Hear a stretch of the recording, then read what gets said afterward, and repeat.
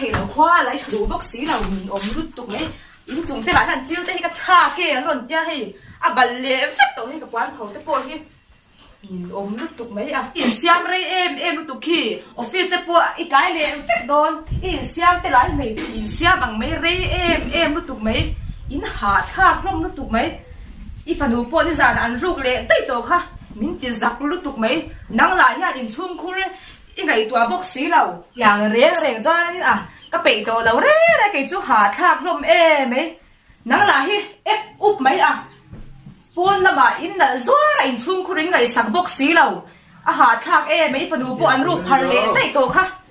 ôm lút tục giống na thì mấy đó cái xe thầy nèอย่างเร่งcho cái chú cáiไปlâu chú tìm chú đây thì ngay đâu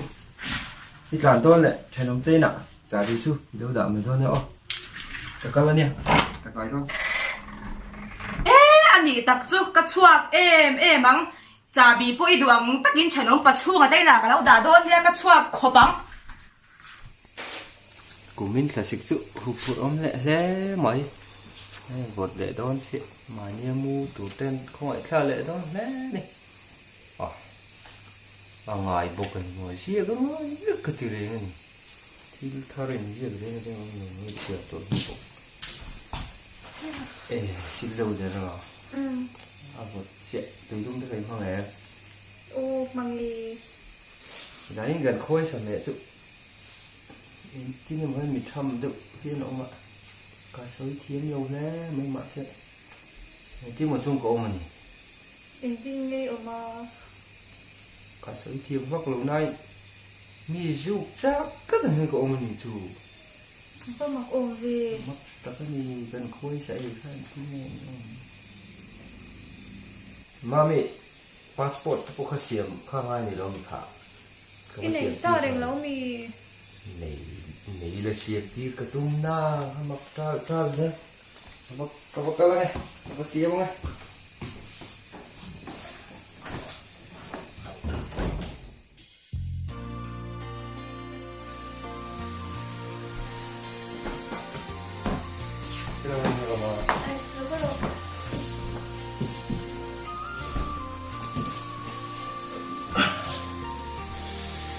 xuống chỗ một khui vào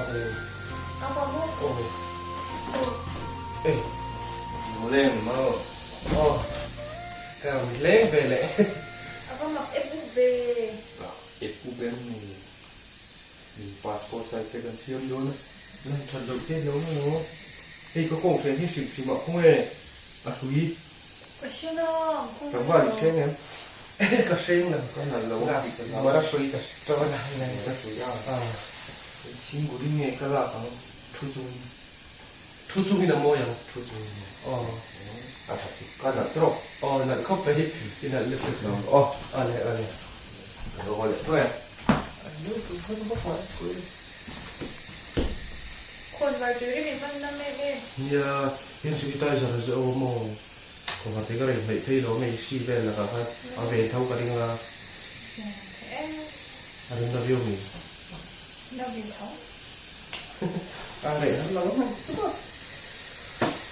cái bao cho earphone là thấy người ta gì các chiếc sạc luôn mình này uống té vào té cái cũng chứ mình đúng nghe không thấy em ấy ini cái sợi xiêm gì sao em ini mình đúng đúng nghe không thấy em ấy em thấy cần có bùi đi sang cái này không có bùi t-shirt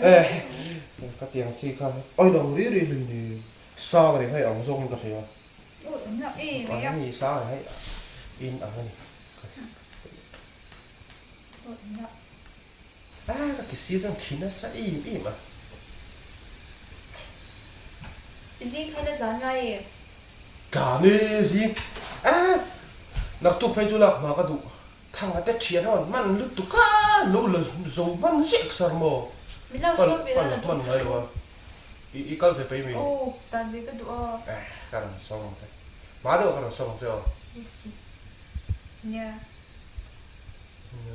mà sẽ có phải một số sẽ tối tụ bắt tán tụ bộ số một mình trên mà là mình trên đấy miệng xuống thì tên là không có thiếu đó đi thành ê mami apa mak te u ve cái ông gì à thì phải là hổ anh lục vì à hạt te lul nen passport size xiêmครับ xin buồn lệ thu chú tỷ về bên này ráng này nè tỷ tiền về không có tỷ tiền lộc chứ cà phê thì khối ní mò này cụt chúng cụi khá lăng cua rồi rồi là về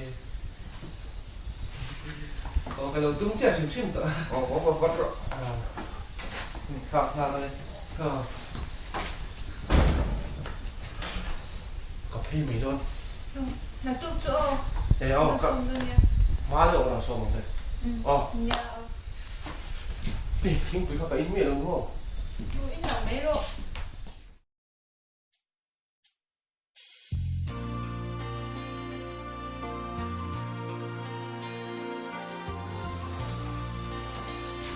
ê mami không có hôn tợ đi lên vào lúc kiểu tự vào hôn tợ một hả và kiểu chặt chẽ chột nè mày cái tiền không phải lúc kiểu khác chứ ai gì xa những cái ring nâu rí cái này mà mua được mình ra nó đây mình phát cái gì ra gì nữa thôi mình chơi lệ phốc xia ô cái tỷ rồi mình chơi lệ phốc xia được không không tệ vật ngang xia mà mình nộp bọt cho lâu hồ này tung lâu mình là chả bị tiếc cái tọt tọt xia cái này nó vật ngang mày xía mà nhé hẳn một lệ cổ chứ thế này có tiếng ô lâu đã rồi tất cả các cái kia đó mình đắng ông mềm bốc xí đó